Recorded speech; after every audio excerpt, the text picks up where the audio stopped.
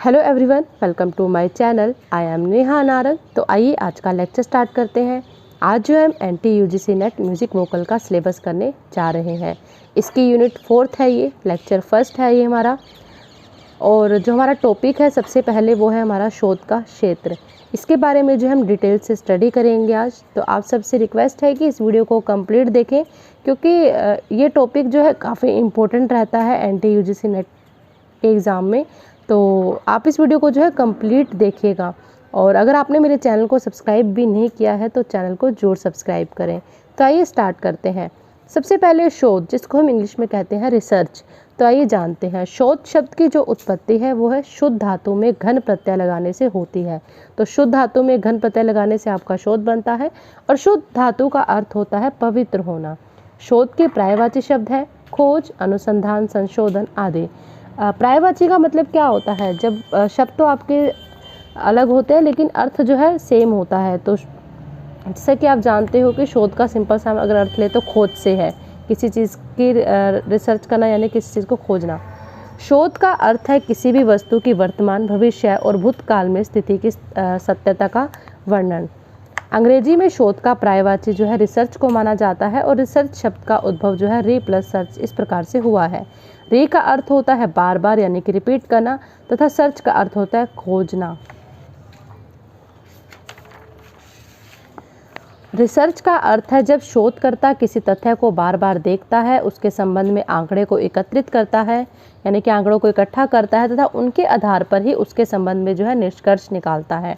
तो ये था आपका शोध क्या होता है। अब बात करते हैं कि संगीत में जो शोध का क्षेत्र है वो क्या क्या है, कौन कौन सा है। सबसे पहले अगर हम बात करेंगे प्रायोगिक अथवा क्रियात्मक पक्ष, यानी कि जो हमारा संगीत में प्रैक्टिकल पार्ट होता है तो उसके ऊपर जो है रिसर्च की भी जा रही है और कुछ तथ्यों पर जो है की भी जा चुकी है। तो आइए जानते हैं कि क्या है ये। प्रायोगिक पक्ष का अर्थ संगीत के क्रियात्मक पक्ष से लिया जाता है, यानी कि जो हम प्रैक्टिकल में करते हैं म्यूज़िक में। तो इसके अंतर्गत हम जिन विषयों पर अध्ययन कर सकते हैं वो हमारे टॉपिक्स बताए हुए हैं।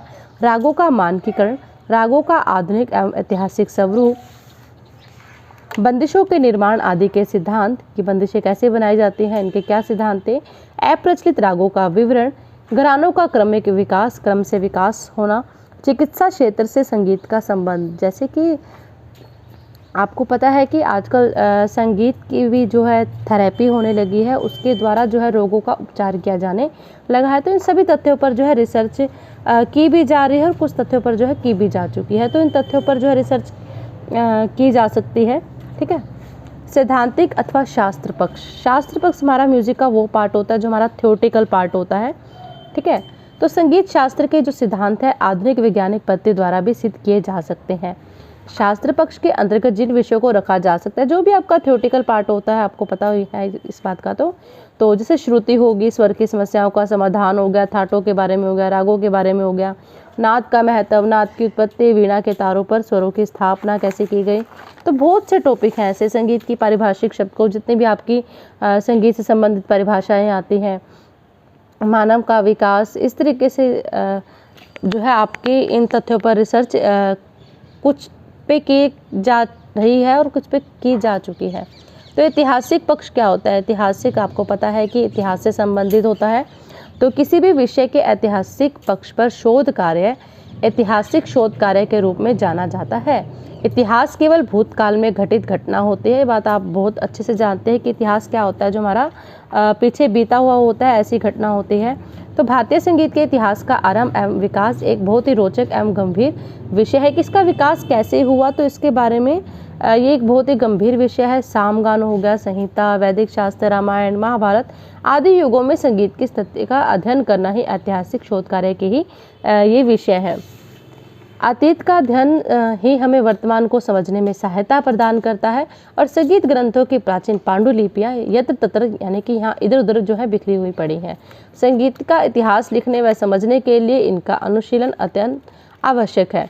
संगीत के विभिन्न विषयों जैसे साहित्य, संस्कृति, भाषा, कला एवं विज्ञान आदि में होने वाले अतीत एवं वर्तमान के प्रयत्नों एवं कार्यों का वैज्ञानिक पद्धति से ही जो है शोध की हो सकती है।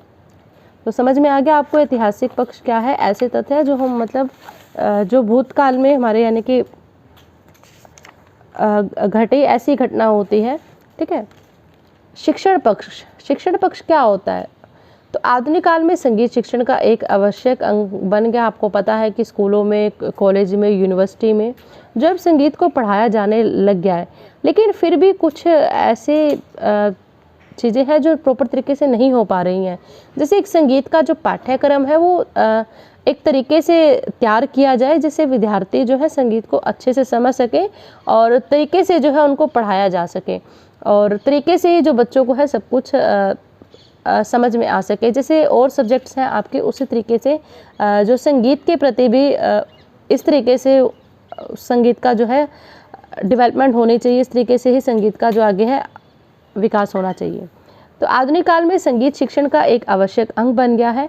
इस क्षेत्र में अनुसंधान की महती आवश्यकता है, मतलब इस क्षेत्र के लिए बहुत ज़्यादा एक रिसर्च की हम कह सकते हैं बहुत ज़्यादा ज़रूरत है। और आज तक संगीत को साधारण लोग केवल मनोरंजन का ही विषय मानते थे। जैसा कि पता है कि आज के टाइम में भी लोग जो है यही समझते हैं कि संगीत सिर्फ एक मनोरंजन का साधन है और मनोरंजन का ही विषय है। इस विषय पर शोध कार्य करके इसको समाज के शिक्षण पक्ष को एक महत्वपूर्ण अंग बनाया जा सकता है। अगर हम संगीत के प्रति रिसर्च करेंगे, जैसे और भी सब्जेक्ट हैं जैसे, तो इससे रिलेटेड आपको जितना अगर हम संगीत के बारे में रिसर्च कर सकते हैं हमें करनी चाहिए, ताकि जो हमारे विद्यार्थी हैं संगीत के प्रति उनको जो है ज्ञान मिल सके। वर्तमान परीक्षा प्रणाली में आवश्यकता अनुसार परिवर्तन किए जाने की आवश्यकता भी है। जो हमारे जिस हिसाब से जैसे संगीत पढ़ाया जा रहा है तो उसमें भी जो है परिवर्तन करने की ज़रूरत है, जिसको अति शीघ्रता से संपन्न करना चाहिए।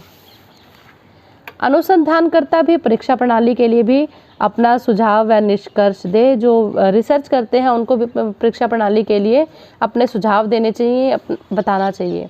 संगीत एवं शोध के कार्यों का यही मूल उद्देश्य संगीतकारों को समाज में उत्थान दिला सकने में सक्षम है। जैसे और हमारे विषय हैं उनको समाज में उत्थान मिला हुआ है, उतना संगीत को जो है नहीं मिला हुआ। आज भी कहीं ना कहीं संगीत आधुनिक काल में भी आज भी कहीं ना कहीं संगीत आप पिछड़ा हुआ देखते हैं।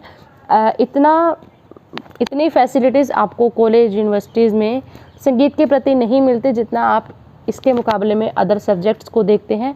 तो हमें ही कुछ ऐसा करना होगा कि कुछ चेंजेस करके, कुछ रिसर्च करके कि जिससे संगीत को भी है एक उच्च स्थान जो है समाज में मिल सके। Thank you.